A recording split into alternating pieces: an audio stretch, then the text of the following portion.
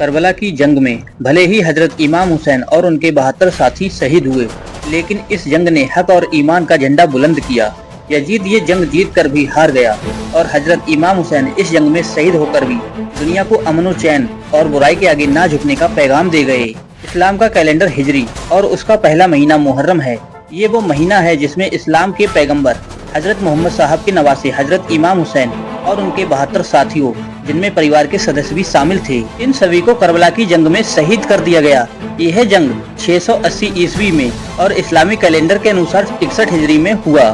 کربلا کی جنگ میں ایک طرف ہزاروں یزیدی سینکوں کا لشکر تھا جو ایک ایسی حکومت کو مانتے تھے جہاں ہر جرم اتیاچار جائز تھا، وہیں دوسری اور حضرت امام حسین کی سرپرستی میں 72 لوگوں کا قافلہ تھا جو حق اور ایمان کے لیے سب کچھ قربان کرنے کو تیار تھے۔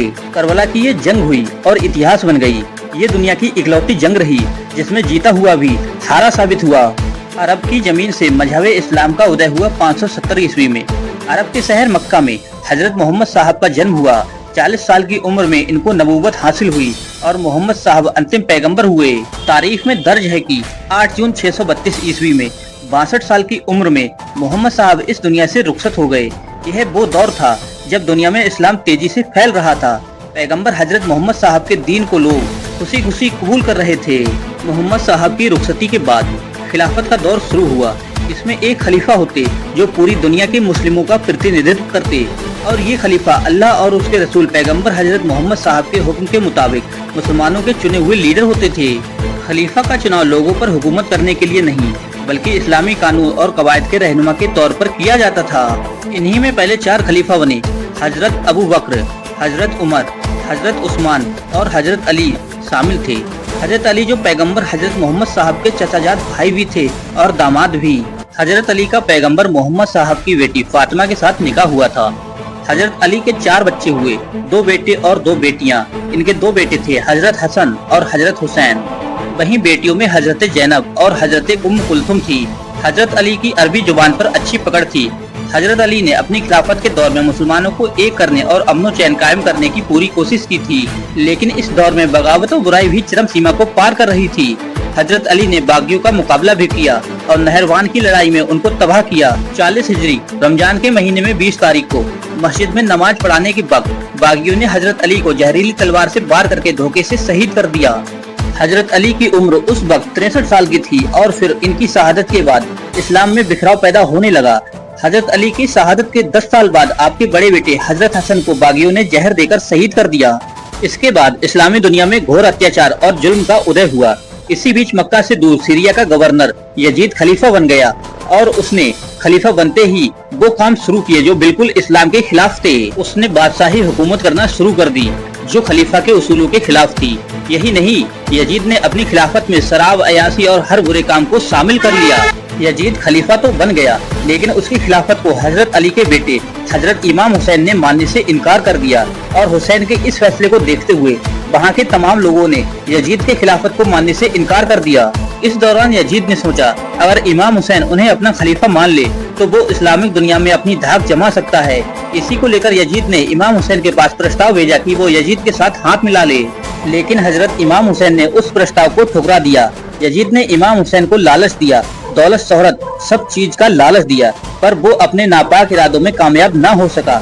حسین نے اللہ کے سوا کسی ظالم کے آگے جھکنے سے منع کر دیا اور حضرت محمد صاحب کے بتائے اسلامی راستے پر چلتے رہے۔ اس سے یزید آگ ببولا ہو گیا۔ اس نے اپنے راجپال عطوہ کو فرمان لکھا کہ تم حسین کو بلا کر میرے آدیش کا پالن کرنے کو کہو، اور اگر وہ نہیں مانے تو اس کا سر کاٹ کر میرے پاس لاؤ۔ راجپال نے یہ فرمان حضرت امام حسین کو سنایا تو انہوں نے صاف لفظوں میں یزید کی برائی والی حکومت کو ماننے سے انکار کر دیا۔ اسی دوران 60 ہجری کے انتم مہینے میں حضرت امام حسین اپنے قافلے کے ساتھ حج کے لیے روانہ ہو گئے۔ یزید کو جب یہ سب معلوم ہوا تو اس نے حضرت امام حسین کو قتل کرنے کے لیے اپنے سینک مکہ کے لیے روانہ کیے۔ یہ سینک بھیس بدل کر حج یاتریوں میں شامل ہو گئے۔ حضرت امام حسین کو اس کی بھنک لگ گئی اور وہ اللہ کی پاک جگہ کعبہ شریف کے آس پاس خون خرابہ نہ ہو، یہ سوچ کر وہاں سے حج کی چھوٹی روایت عمرہ کر کے عراق کے لیے روانہ ہو گئے۔ حضرت امام حسین نے جب یزید کے خلیفہ ماننے سے انکار کر دیا تو اس کا سمرتھن ایران کے شہر کوفہ والوں نے بھی کیا تھا۔ انہوں نے حضرت امام حسین کو کئی خط لکھے کہ وہ کوفہ آ جائیں۔ हजरत इमाम हुसैन को जब ये खत मिले तो उन्होंने वहाँ के हालात जानने के लिए मुस्लिम बिन अकील को कूफा भेजा। मुस्लिम बिन अकील को वहाँ सब कुछ ठीक लगा तो उन्होंने एक खत हजरत इमाम हुसैन को लिखा और कूफा आने को कहा। इसी दौरान कूफा में बढ़ते विरोध के कारण यजीद ने इब्न जियाद को कूफा का गवर्नर बना दिया। इब्न जियाद ने कूफा में अत्याचार शुरू कर दिया। जुआ, शराब, चोरी, बेशर्मी सब गंदे काम खुलेआम होने लगे थे और जो लोग इस्लाम के पक्के सच्चे रहनुमा थे उन्हें इब्न जियाद कत्ल करने लगा। अब लोग इब्न जियाद से डरने लगे थे। इब्न जियाद के कहने पर कूफा के लोगों ने डर के मारे मुस्लिम बिन अकील की हत्या कर दी। मौत से पहले मुस्लिम बिन अकील हजरत इमाम हुसैन को कूफा आने के लिए खत लिख चुके थे। मक्का से कूफा की दूरी करीब 1000 किलोमीटर थी, जिसे पूरा करने में 20 दिन लगते थे। हजरत इमाम हुसैन अपने परिवार और साथियों के साथ 60 हिजरी के अंतिम महीने में जिलहिज्जा की 3 तारीख को मक्का से उम्रा कर कूफा के लिए निकल चुके थे। सन 61 हिजरी को मुहर्रम के महीने में इमाम हुसैन का काफिला इराक पहुंचा तो आपको कूफा के लोगों की गद्दारी और यजीद की साजिश का पता चला। इस समय आपका काफिला इराक के शहर करबला के मैदान में पहुंच चुका था। वहां हजरत इमाम हुसैन के काफिले को यजीद की सेना ने घेर लिया। इमाम हुसैन ने अपने साथियों के साथ वहीं पर तंबू गाड़ दिए। इसी दौरान यजीद ने कई बार अपने सरदारों को इमाम हुसैन से बैयत करने को भेजा, लेकिन इमाम हुसैन ने यजीद की गुलामी करना स्वीकार नहीं किया और न ही उसकी खिलाफत स्वीकार की। तभी यजीद ने मुहर्रम की 7 तारीख को करबला के पास बहने वाले दरिया या नदी पर सैनिकों का पहरा बैठा दिया। पानी पीने पर भी रोक लगा दी गई। यजीदी सैनिकों ने एक एक करके हजरत इमाम हुसैन के घर वालों और उनके साथी को शहीद करना शुरू कर दिया। इसके बावजूद भी हुसैन यजीद के आगे झुकने को तैयार न थे। पानी बंद होने की वजह से हजरत इमाम हुसैन के काफिले के लोग प्यास से तड़पने लगे थे। तभी हजरत इमाम हुसैन के सबसे छोटे बेटे अली असगर, जिनकी उम्र मात्र 6 महीने की थी, उन्हें प्यास लगी तो इमाम हुसैन उन्हें पानी पिलाने के लिए दरिया के किनारे गए। अली असगर के होंठ प्यास से सूख गए थे, पर यजीद की जालिम फौज को उस बच्चे पर भी रहम नहीं आया। पानी देने से मना कर दिया गया। तभी अचानक से एक धारदार तीर ने अली असगर के गले को चीर के रख दिया और वो अपने अब्बू हजरत इमाम हुसैन की बाहों में ही शहीद हो गए। 10 मुहर्रम की सुबह हजरत इमाम हुसैन नमाज पढ़कर जंग करने के लिए आ गए। काफी देर तक जंग होती रही। इमाम हुसैन यजीद की फौज पर हावी हो रहे थे। यजीद के सैनिकों को इमाम हुसैन गाजर मूली की तरह काट रहे थे।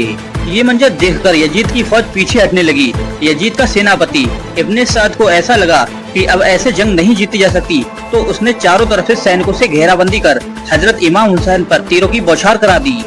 हजरत इमाम हुसैन तीरों की बारिश से बुरी तरह छलनी हो गए।